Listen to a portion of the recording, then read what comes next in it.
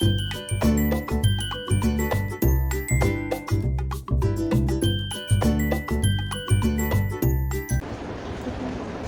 Sir. Good morning. आज क्या पढ़ना है आप लोगों को? Chemistry. Chemistry, chemical reaction and equation, ये चल रहा था ना। यस और केमिकल इक्वेशन क्या होते हैं, सॉरी केमिकल रिएक्शन क्या होते हैं बता चुके थे। Yes sir. Yes sir. हाँ, क्या कह रही थी? रिएक्टेंट और प्रोडक्ट। यस देखो, जो दो सबस्टांस आपस में इंटरेक्ट करते हैं, ठीक है ना, जो दो सबस्टांस आपस में इंटरेक्ट करके किसी न्यू सबस्टांस का फॉर्मेशन या न्यू सबस्टांसेस का फॉर्मेशन करते हैं, उसको हम रिएक्टेंट कहते हैं। क्या मतलब? जो आपस में इंटरेक्ट कर रहे हैं ना बाबू, इसको हम क्या कहेंगे बुआ? इसको हम कहेंगे रिएक्टेंट्स। रिएक्टेंट्स। और जो नए सबस्टांस फॉर्म होते हैं जिनका की प्रॉपर्टी रिएक्टेंट के प्रॉपर्टी से अलग होता है, उसको हम क्या कहते हैं? प्रोडक्ट। प्रोडक्ट यानी कि उत्पाद। ठीक है, समझे? तो चलो, हम लोग सारी कैरेक्टरिस्टिक को देख चुके थे, ठीक है। और अब जो है हम समझने वाले हैं कि केमिकल इक्वेशन क्या होता है। केमिकल इक्वेशन, केमिकल इक्वेशन, देखो बाबू, केमिकल इक्वेशन एक मेथड है केमिकल रिएक्शन को रिप्रेजेंट करने का with the help of its symbol and formula. हम कह सकते हैं chemical equation is a method of representing a chemical reaction in terms of symbols and formulae of the substance involved in it. Okay, जो भी chemical reaction में involve होने वाले substance हैं, उनके सिंबल और उनके फॉर्मूले से जो के हेल्प से जो हम एक्सप्रेशन रिप्रेजेंट करते हैं, ठीक है ना, उसको हम क्या कहते हैं बाबू? Chemical equation. जैसे कि देखो, मान लो कि हमने क्या किया, वाटर, हाइड्रोजन और ऑक्सीजन का रिएक्शन कराया और हमको मिला वाटर, ठीक है। यानी कि अगर हम ऐसे लिखते, hydrogen reacts with oxygen forms water, ऐसे स्टेटमेंट लिखते। लेकिन हमने क्या किया, हमने इसको शॉर्ट में लिखने के लिए क्या किया, hydrogen plus oxygen is equal to water. यहाँ पर हम इस सिंबल की जगह पूरा हाइड्रोजन लिख सकते थे, यहाँ पर पूरा का पूरा ऑक्सीजन लिख सकते थे और यहाँ पर वाटर लिख सकते थे। लेकिन केमिकल इक्वेशन में हम क्या करते हैं कि उसके सिंबल का इस्तेमाल करते हैं, ठीक है, उसके सिंबल का या उसके फॉर्मूले का। देखो, तो यहाँ पर देखो, ये वाटर का क्या है? ये वाटर का फॉर्मूला है, केमिकल फॉर्मूला। एलिमेंट के सिंबल्स होंगे और कंपाउंड के फॉर्मूला।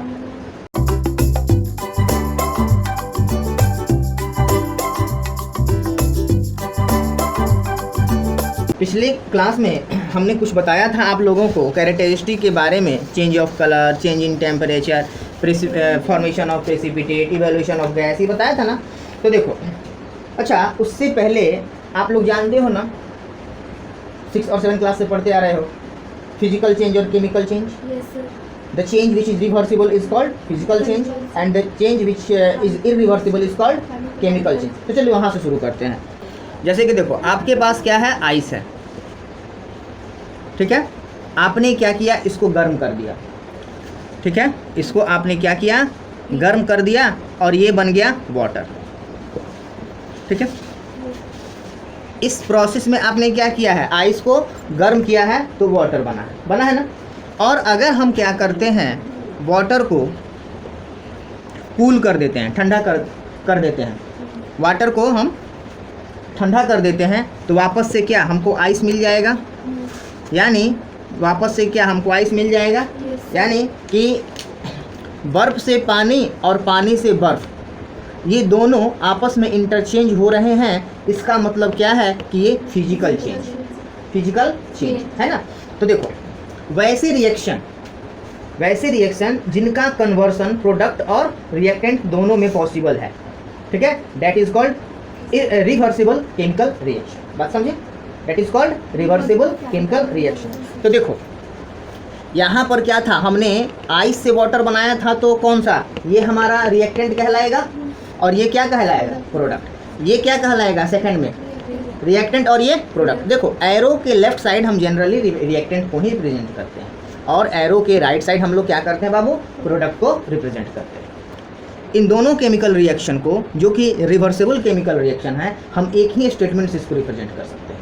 कैसे? देखो, हमने क्या लिखा, आइस, और हाफ एरो अप और हाफ एरो डाउन, और यहाँ पर हम क्या लिखेंगे, वाटर। यानी कि इसका मतलब होता है आइस से वाटर बन सकता है तो वाटर से आइस बन सकता है। ये सिंबल जो होता है ना एरो का बाबू, ये आपको बताता है this reaction is reversible chemical reaction, reversible chemical reaction. ठीक है। उसी तरह से जैसे एक दूसरा एग्जांपल लेते हैं, और वो कुछ ऐसा है। हमने क्या किया, यहाँ पर आपको दे दिया मिल्क, आपने उसमें क्या किया, स्मॉल अमाउंट ऑफ कर्ड डाल दिया। ठीक है, वो क्या बन गया, पूरा का पूरा कर्ड बन गया, दही बन गया। तो आप बताओ, दूध से तो दही बन गया, क्या दही से दूध वापस बन पाएगा? नहीं। तो ऐसे केमिकल रिएक्शन को जिसमें कि रिवर्स प्रोसेस पॉसिबल नहीं है, यानी कि रिएक्टेंट का प्रोडक्ट में जब एक बार कन्वर्सन हो जाए तो फिर प्रोडक्ट से रिएक्टेंट में उसका कन्वर्सन पॉसिबल नहीं हो, तो वैसे रिएक्शन को हम क्या कहेंगे बाबू, इररिवर्सिबल केमिकल रिएक्शन। और इसको हम इस एरो से ही डिनोट करेंगे, मतलब ये वन डायरेक्शनल है, एक बार इधर से इधर आ गया तो फिर इधर से इधर नहीं जाएगा। वहाँ पर हमने क्या पढ़ा था रिवर्सिबल में, कुछ ऐसा पढ़ा था ना, इधर से इधर भी पॉसिबल है और इधर से इधर भी पॉसिबल है। बात समझे ना? तो ये कौन सा रिएक्शन है बेटा, इररिवर्सिबल, इररिवर्सिबल केमिकल रिएक्शन। ठीक है। तो चलो, पिछले क्लास में हम लोगों ने जो कुछ भी पढ़ा था, जैसे कि इवैल्यूएशन ऑफ गैस, पहला वही था ना। तो सोचो कि केमिकल रिएक्शन, जब हम केमिकल इक्वेशन, मतलब कि केमिकल रिएक्शन को या तो हम स्टेटमेंट में लिखेंगे ना, और उसको क्या करेंगे, सिंबल के फॉर्म में लिखेंगे, आसानी से कम टाइम में और कम स्पेस में हमारा काम चल जाएगा। लेकिन हमारे किसी केमिकल रिएक्शन में इवैल्यूएशन ऑफ गैस हो रहा है, इसको कैसे रिप्रेजेंट करेंगे? उसके बाद टेम्परेचर राइज कर रहा है या टेम्परेचर डाउन हो रहा है, इसको कैसे हम रिप्रेजेंट करेंगे? फॉर्मेशन ऑफ प्रेसिपिटेट को कैसे करेंगे? किस रिएक्शन को गर्म करना है, कौन सा ऐसा केमिकल रिएक्शन है इसको गर्म कर रहे हैं तब हमारा रिएक्शन सक्सेस हो रहा है, किसमें है कि रिएक्शन होने के बाद वहाँ से हीट निकल रहा है, इन सब को कैसे हम रिप्रेजेंट करेंगे? तो आज की क्लास में हम इन सब चीज़ों को पढ़ेंगे। कि आपको हमने दो सबस्टांस दिया ए और बी, आपने इसका रिएक्शन कराया। तो देखो, जब किसी केमिकल रिएक्शन में, और यहाँ पर क्या हुआ, सी और डी, देखो एक भी सबस्टांस बन सकता है और एक से अधिक भी सबस्टांस बनते हैं। पहला था हम लोग का इवैल्यूएशन ऑफ गैस, मान लो हमने ए और बी मिलाया, तीसरा सबस्टांस बना, और इसके साथ साथ गैस रिलीज हुआ।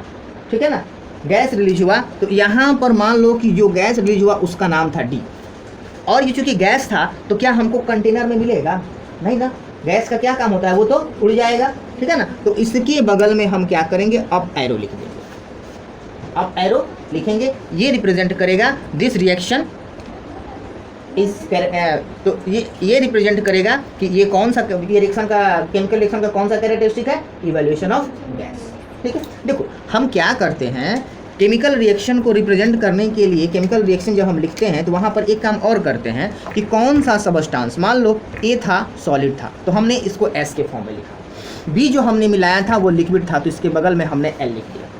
ठीक है। यहाँ पर जो हमको मिला वो लिक्विड के फॉर्म में मिला, तो हम यहाँ पर एल लिख देंगे। गैस के लिए या तो हम जी लिखते हैं, गैस के लिए या तो हम उस प्रोडक्ट के बगल में या तो जी लिखते हैं या अप एरो का इस्तेमाल करते हैं।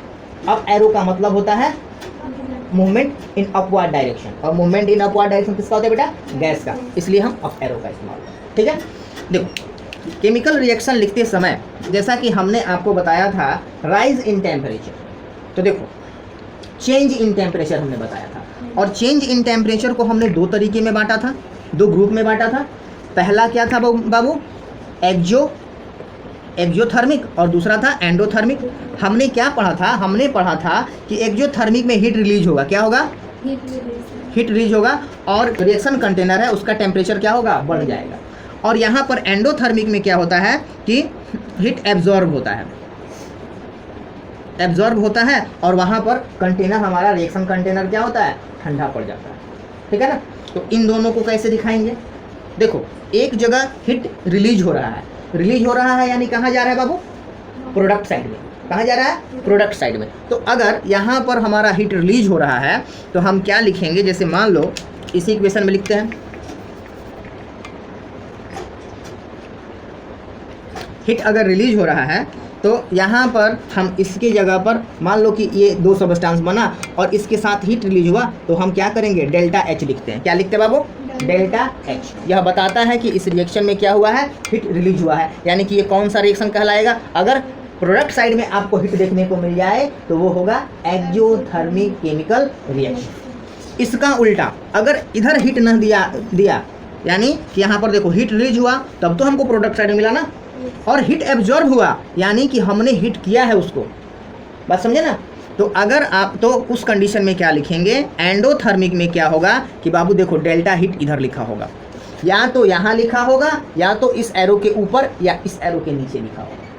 तो अगर आपको हीट रिएक्टेंट साइड में दिख जाए तो वो कौन सा है बाबू? Endothermic chemical reaction. और अगर हीट आपको प्रोडक्ट साइड में दिख जाए तो एक्सोथर्मिक केमिकल रिएक्शन, क्योंकि उस रिएक्शन से हीट निकला है। ठीक है, उसके बाद हमने क्या पढ़ा था? Formation of precipitate. देखो कलर के बारे में आपको यहाँ पर नहीं बताया जा सकता on the board. Okay, colour के बारे में आपको पार्टिकुलरली केमिकल रिएक्शन को पढ़ना होगा, ठीक है, उसको करना होगा एक्सपेरिमेंट, और तब उसका कलर आप डिटेक्ट करोगे। ठीक है ना? तो एक हमने और पढ़ा था क्या? फॉर्मेशन ऑफ प्रेसिपिटेट, यही पढ़ा था ना। मान लो जैसे कि हमने एक एग्जाम्पल पिछले दिन आपको दिया था कि जब हमने क्या किया, सिल्वर को हमने क्या किया था, HNO3 एसिड्स के बगल में भी हम लोग इसके कॉन्सेंट्रेशन को लिख सकते हैं। अगर कौन लिख दिया मतलब वो 100% प्योर एसिड है। और एक एसिड होता है डाइल्यूट एसिड, के बारे में आपको सुनेंगे। डाइल्यूट कब? जब उसमें पानी मिलाया हुआ है, यानी कि उसके कॉन्सेंट्रेशन को कम किया हुआ है। कहीं कहीं आप देखोगे किसी कंपाउंड के आगे, ठीक है, किसी केमिकल सब्सटेंस के आगे आपको क्या होगा? मान लो केमिकल सब्सटेंस ए है और उसके बगल में AQ लिखा हुआ है। इस AQ का मतलब होता है एक्वस, यानी कि पानी मिलाया हुआ, ठीक है, विथ वाटर। डाइल्यूट का मतलब होता है पानी मिलाया हुआ, और एक्वस का मतलब होता है in the form of water, यानी कि लिक्विड के फॉर्म में वो होगा। बात समझे ना? तो खैर पिछले क्लास में हमने आपको बताया था कि हमने क्या किया कि सिल्वर को डाला कॉन्सनट्रेटेड नाइट्रिक एसिड में। तो यहाँ पर जो हमको मिला वो क्या मिला बुआ?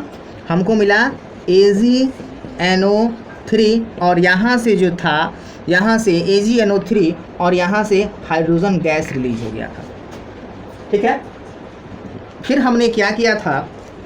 दूसरे स्टेप में हमने किया था AgNO3 को में हमने कॉपर डाल दिया था, और AgNO3 हमने क्या किया था? इसको हमने क्या किया था? AgNO3 जो कलर निकला था, पहले हमने आपको बताया था कि जब हमने सिल्वर को AgNO3 यानी कि कौन सा?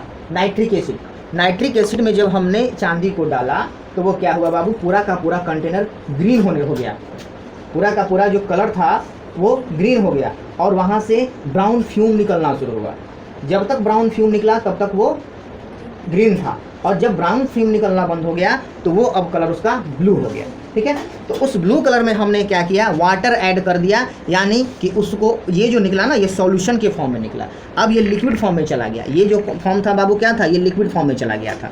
बात समझे ना? यहाँ पर जो हमने Ag डाला था वो सॉलिड में डाला था, और ये तो आपको क्या है? ये एसिड है, यानी तो ये लिक्विड था। ये सॉलिड था, ये लिक्विड था, लिक्विड बना और गैस बाहर निकल गया। और यहाँ देखो जब वापस से हमने क्या किया? इसको हमने क्या किया? पानी मिला करके इसको डाइल्यूट कर दिया। क्या कर दिया बाबू? डाइल्यूट, यानी कि इसके एक्वस सॉल्यूशन को लिया। क्या लिया हमने? इसके एक्वस सॉल्यूशन को लिया, और फिर इसमें क्या किया? हमने कॉपर को ऐड कर दिया। तो देखो एक्वस सॉल्यूशन यानी कि लिक्विड के फॉर्म में होगा, और ये कॉपर क्या? ये हमने सॉलिड के फॉर्म में डाला। तो यहाँ पर जो हमको मिला है वो मिला है CuNO3, कॉपर नाइट्रेट, और यहाँ पर जो सिल्वर बना है वो नीचे बैठ गया। ठीक है, नीचे बैठ गया। तो देखो इस तरह से हमने क्या देखा कि प्रेसिपिटेट जो होगा उसके लिए हम डाउन एरो का इस्तेमाल करेंगे। डाउन एरो मतलब वो कंटेनर में, रिएक्शन कंटेनर में नीचे की तरफ बैठ जाएगा, बात समझे। अप एरो मतलब वो गैस है वो कंटेनर से आउट हो जाएगा, बात समझे। तो आज हम लोगों ने क्या सीखा कि जो भी हम केमिकल इक्वेशन लिखते हैं उसको हम कैसे रिप्रेजेंट करेंगे। पहला हमने क्या बताया, केमिकल इक्वेशन को लिखने के लिए हम शॉर्टकट का फॉर्म इस्तेमाल करते हैं, क्योंकि केमिकल रिएक्शन को अगर हम ऐसे लिखें, silver on reaction with nitric acid forms silver nitrate and hydrogen gas is release, तो थोड़ा हमको लिखने में स्पेस भी ज़्यादा लगेगा और टाइम टेकन भी होगा। और उस रिएक्शन को हम चाहें तो उसके सिंबल और फार्मूला के आधार पर, उसमें जो भी सब्सटेंस इन्वॉल्व हुए हैं उसके फार्मूला और सिंबल के आधार पर हम उसको लिख सकते हैं। ओके, तो यहाँ पर तो था कि फार्मूला और उसके आधार पर लिख देंगे। और दूसरा हमने क्या सीखा, हमने सीखा कि अगर सॉलिड डालेंगे तो उसको कैसे रिप्रेजेंट करेंगे, लिक्विड डालेंगे तो कैसे रिप्रेजेंट करेंगे, अगर गैस बन रहा है तो कैसे रिप्रेजेंट करेंगे, ठीक है।